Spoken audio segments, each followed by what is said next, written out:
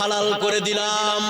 বিশ্বের যতগুলো মুমিন মানুষ আছে আল্লাহ পাককে যদি বলেন হে রব্বুল আলামিন কোন জিনিসগুলো আমাদের জন্য হালাল করলে একটু আমাদেরকে বলে দেন। আল্লাহ বলেন শুনে নাও, এই বিশ্বে পৃথিবীতে যতগুলো তাইয়্যিব জিনিস আছে, এই বিশ্বে পৃথিবীতে যতগুলো উৎকৃষ্ট মানের জিনিস আছে, এই বিশ্বে পৃথিবীতে যতগুলো ভালো জিনিস আছে, আমি আল্লাহ রাব্বুল আলামিন বিশ্বের সমস্ত ভালো জিনিস তোমাদের জন্য হালাল করে দিলাম। জোরে বলুন সুবহানাল্লাহ। এক আয়াতের মাধ্যমে ক্লিয়ার, বিশ্বে যেটাই ভালো জিনিস সেটাকে আমাদের জন্য হালাল করেছে কে? এই কথা বলুন, সেটাকে হালাল করেছে কে? আল্লাহ। লিস্টের কোনো প্রয়োজন আছে? এই কথা বলুন, লিস্টের কোনো প্রয়োজন আছে? নাই। যেটাই ভালো জিনিস সেটাকে আমাদের জন্য হালাল করে দিয়েছে কে? আল্লাহ।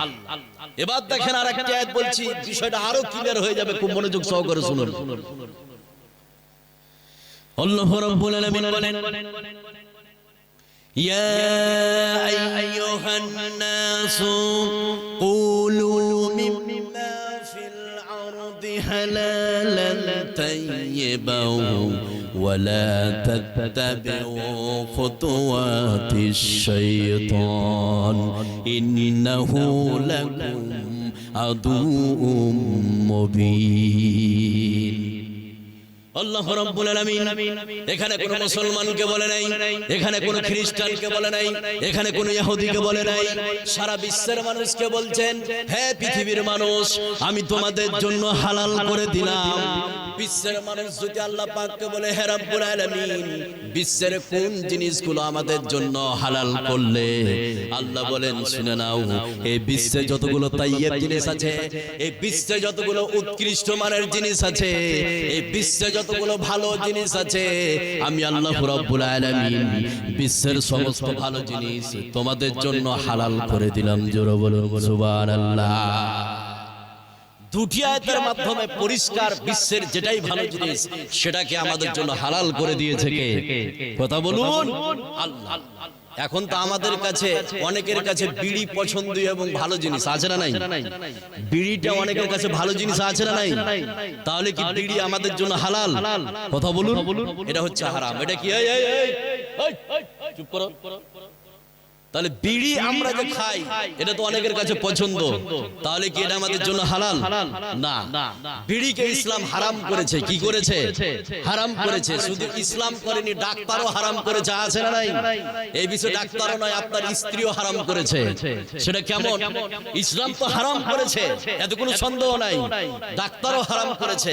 আপনি অসুস্থ, এবার ভারতের বড় হাসপাতালে গেলেন, আপনার এমসে যান বা সিএমসি বা আপনার চেন্নাই, অ্যাপোলো, যেখানে যান না কেন, আপনি অসুখে ভুগছেন, ডাক্তারের কাছে গেলেন, বিশ্বের কোন ডাক্তার আছে যে প্রেসক্রিপশনে ওষুধ লেখার পরে আপনাকে বলবেন ভাই 2 মুঠা বেড়িও লিখে দিয়েছি, ওষুধের সঙ্গে সঙ্গে প্রতিদিন 2 মুঠা করে বেড়ি খাবে, অসুখটা তাড়াতাড়ি করে সারবে? বলবে? বিশ্বের কোন ডাক্তার বলবে? তাহলে এই বিড়িকে ডাক্তারও কি করেছে? কথা বলুন, হারাম করেছে। আপনার স্ত্রীও হারাম করেছে। এর প্রমাণ আজকে আপনি প্রমাণ করতে পারবেন। বাড়ি যাবেন, আপনার স্ত্রী শুয়ে আছে, বিড়িটা খেয়ে আপনার স্ত্রীর মুখের কাছে এভাবে মুখটা নিয়ে যান, এভাবে ঝাড়বে আপনাকে। আছে না নাই? মুখটা এভাবে টানা করবে, গন্ধ নেওয়া যায় না। আপনার স্ত্রীও বিড়িকে কি করেছে? হারাম করেছে। তো হালাল শব্দটা হচ্ছে ব্যাপক, যেটাই বিশ্বের ভালো জিনিস সেটাই আমাদের জন্য কি? হালাল। আর কয়েকটা আয়াত বল করে আমার উপস্থাপনা শেষ। এবার যেগুলো তথ্যবহুল আলোচনা করবো আপনি শুনলে অবাক হয়ে যাবে। এবার দেখেন হালাল শব্দটা কত বিশাল।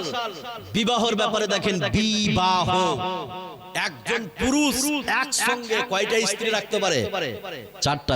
কয়টা? 4টা স্ত্রী রাখতে পারে, যদি আপনি সমান অধিকার দেন, যদি সমানভাবে ঠিকঠাক চলাতে পারেন, তাহলে একজন পুরুষ একসঙ্গে কয়টা স্ত্রী রাখবে? কথা বলুন।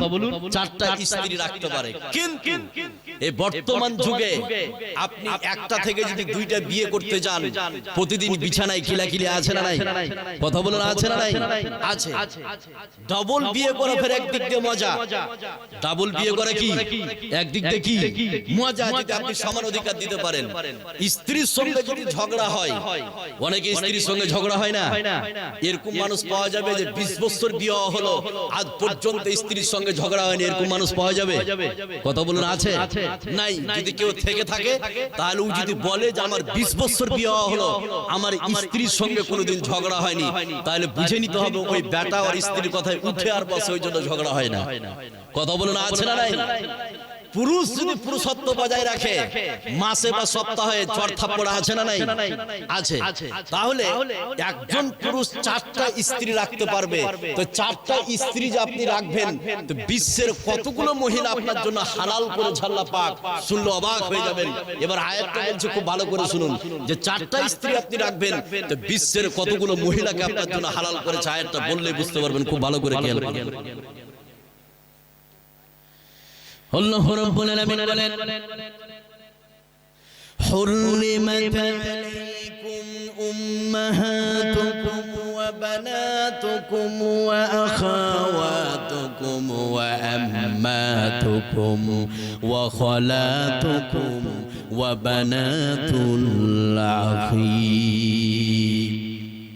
আল্লাহ রাব্বুল আলামিন বলেন, শুনে নাও, আমি তোমাদের জন্য হারাম করলাম তোমার মাকে বিয়ে করা, আমি তোমাদের জন্য হারাম করলাম তোমার মেয়েকে বিয়ে করা, আমি তোমাদের জন্য হারাম করলাম তোমার বোনকে বিয়ে করা, আমি তোমাদের জন্য হারাম করলাম তোমার ফুফিকে বিয়ে করা, আমি তোমাদের জন্য হারাম করলাম তোমার খালাকে বিয়ে করা। এইভাবে করে করে বিশ্বে পৃথিবীতে এমন 14 প্রকারের মহিলা আছে, বিশ্বে পৃথিবীতে এমন 14 প্রকারের মেয়ে আছে, আপনি এই 14 প্রকারের মেয়েকে বিয়ে করতে পারবেন না। এই 14 প্রকারের মেয়ে ছাড়া বিশ্বের কোটি কোটি মেয়েকে বিয়ে করা আল্লাহ পাক আমাদের জন্য হালাল করে দিয়েছে। জোরে বলুন সুবহানাল্লাহ। এই বাংলাদেশের মেয়েকে আপনি বিয়ে করতে পারবেন, পাকিস্তানের মেয়েকে বিয়ে করতে পারবেন, যে কোনো দেশের মেয়েকে আপনি বিয়ে করতে পারবেন। শুধু 14 প্রকারের নারীকে আপনি বিয়ে করতে পারবেন না। 14 প্রকারের নারী ছাড়া বিশ্বের কোটি কোটি নারীকে বিয়ে করা আল্লাহ রাব্বুল আলামিন আপনার আমার জন্য হালাল করে দিয়েছে। জোরে বলুন সুবহানাল্লাহ। হালাল শব্দটি ব্যাপক।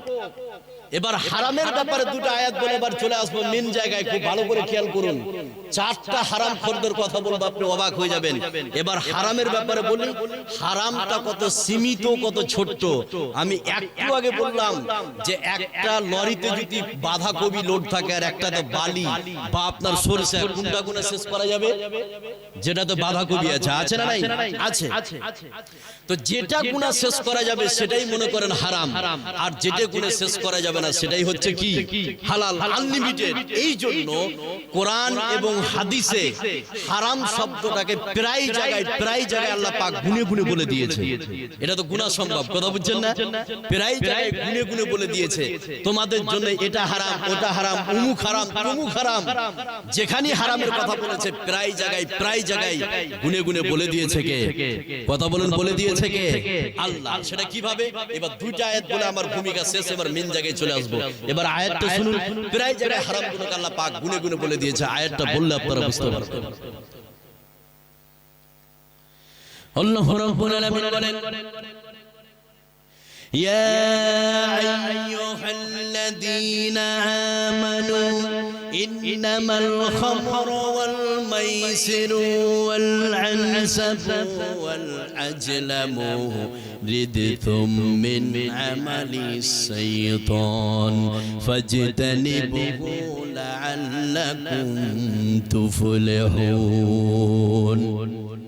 আল্লাহ রাব্বুল আলামিন বলেন, হে বিশ্বাসী তোমরা শুনে নাও, আমি তোমাদের জন্য হারাম করলাম মদ, আমি তোমাদের জন্য হারাম করলাম জুয়া, আমি তোমাদের জন্য হারাম করলাম প্রতিমা পূজারী, আমি তোমাদের জন্য হারাম করলাম ভাগ্য নির্ধারণ। যেখানে আল্লাহ পাক হারামের কথা বলেছেন প্রায় জায়গায় এইভাবে গুনে গুনে বলে দিয়েছেন।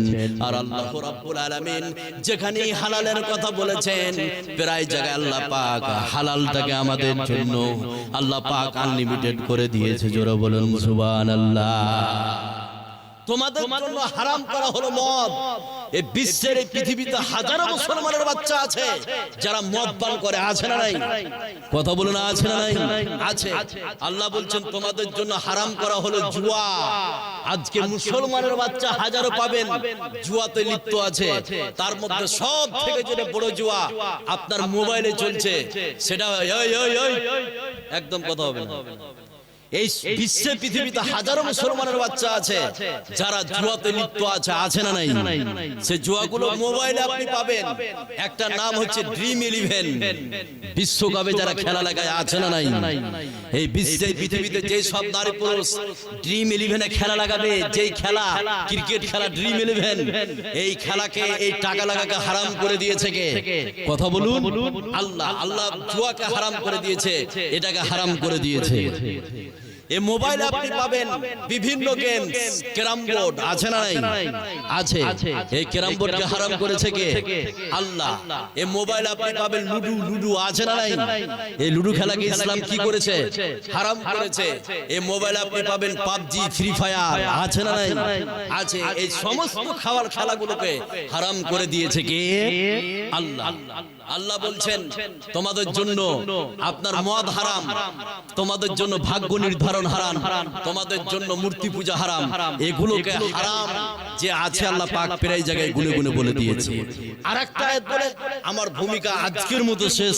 এবার যে বিষয় যে হারামখোরদের কথা বলতে চেয়েছি সেগুলো বলবো। এবার আরেকটি আয়াত বলি, দেখেন হারামগুলোকে কিভাবে আল্লাহ পাক গুনে গুনে বলেছে। আয়াতটা বললে আপনারা বুঝতে পারবেন।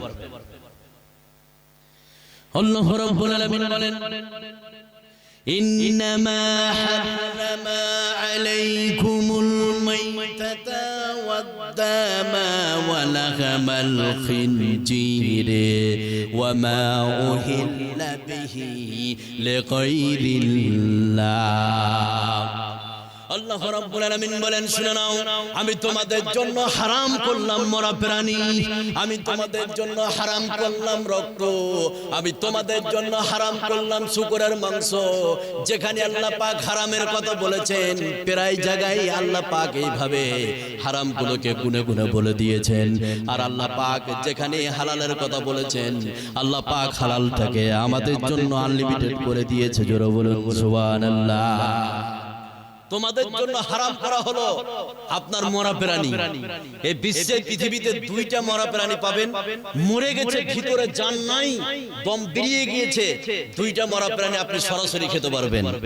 কথা বুঝছেন না? কয়টা মরা প্রাণী বললাম? দুইটা মরা প্রাণী মরে গেছে, ভিতরে প্রাণ নাই, আপনি সরাসরি খেতে পারবেন। সে দুইটা মরা প্রাণী কি? নাম্বার 1, একটি মরা প্রাণীর নাম হচ্ছে মাছ। আপনারা বলবেন এটা আগে থেকে জানি যে মাছ মরলে খাওয়া যায়, আছে না নাই? তাহলে একটা মরা প্রাণী মরে গেছে, ভিতরে প্রাণ নাই, এই প্রাণীকে খাওয়া হালাল করে দিয়েছে কে? আল্লাহ। আরেকটা প্রাণী পাবেন যাকে বুখারীর বর্ণনা, যাকে বলা হয় পঙ্গপাল, টিড্ডি, ফড়িং জাতীয় একটা প্রাণী। আপনি যদি মিশর যান, মালয়েশিয়া যান, তাহলে দেখতে পাবেন একদম অবিকল ফড়িং জাতীয়। এই ফড়িং জাতীয় প্রাণী মরে গেছে, তার ভিতরে প্রাণ নাই, আপনি উঠিয়ে ধুয়ে চিংড়ি মাছের মতো করে খেয়ে ভেজে খাওয়াকে হালাল করে দিয়েছে কে? কথা বলুন। আল্লাহ। এবার এখানে একটা কোশ্চেন, সেটা কি? মাছ মরলে খাওয়া যায় কিন্তু গরু মরলে কেন খাওয়া যায় না? এটা আছে না নাই? কথা বলুন। আছে। এর লজিকটা কি? ইসলাম কি দিয়েছে আমি একটু বলছি আপনাদেরকে। গরুও হালাল, মাছও হালাল। হালাল কি হালাল নয়? কিন্তু মাছ মরে গেছে আপনি খেতে পারবেন, কিন্তু গরু মরে গেছে খাওয়া যাবে? কথা বলুন। একে হারাম করে দিয়েছে কে? আল্লাহ। কেন হারাম করেছে? প্রত্যেকটা কেনর কিন্তু উত্তর হয় না। কথা বুঝছেন না? প্রত্যেকটা কেনর কিন্তু উত্তর হয় না। আল্লাহ বলেছে বিশ্বনবীর মাধ্যমে যে এটা হারাম, এটা হালাল। গরু মারা গেছে হারাম, মাছ মারা গেছে হালাল। এর কিন্তু কেনর উত্তর হয় না, আল্লাহই ভালো জানে। আজকে মেডিকেল সায়েন্স এটা প্রমাণ করে দিয়েছে যে মাছ মরলে খাওয়া যাবে, গরু মরলে কেন খাওয়া যাবে না। সেটা কি বলেছে খুব ভালো করে খেয়াল করুন। যতগুলো এখানে নারী পুরুষ আছেন, এই কথাটাই বলে আমার শেষ, আর আয়াত নাই, এবার সামনের দিকে আমি যাব।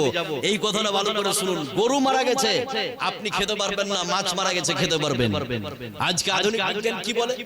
এই বিশ্বে পৃথিবীতে আমরা যে শ্বাসটা ছাড়ি সেটা হচ্ছে কার্বন ডাই অক্সাইড, বিষ। কি ছাড়ি আমরা? কথা বলুন। বিষ ছাড়ি।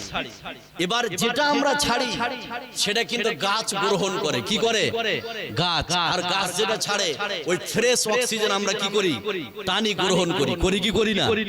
তো আমাদের মতো এই বিশ্বে পৃথিবীতে যতগুলো চতুষ্পদ জন্তু আছে, যতগুলো প্রাণী আছে, ওই প্রাণীরাও যেটা মুখ থেকে ছাড়ে সেটা হচ্ছে বিষ। সেটা কি? বিষ। আর যেটা গ্রহণ করে ওটা ফ্রেশ অক্সিজেন গ্রহণ করে। তো একটা গরু যখন আপনি জবাই করবেন, জবাই করার সাথে সাথে তার ভিতরে যে বিষ অক্সিজেনটা ছিল, কার্বন ডাই অক্সাইড, সেটা রক্তের সাথে প্রবাহিত হবে, বেরিয়ে চলে আসবে। কথা বুঝছেন না? যখন জবাই করবেন তখন তার ভিতরে যে অক্সিজেন, বিষ অক্সিজেন ছিল, সেটা আপনার রক্তের সঙ্গে সঙ্গে বয়ে চলে আসবে। কথা বুঝছেন না? আর গরুটা যখন মারা যাবে তার ভিতরে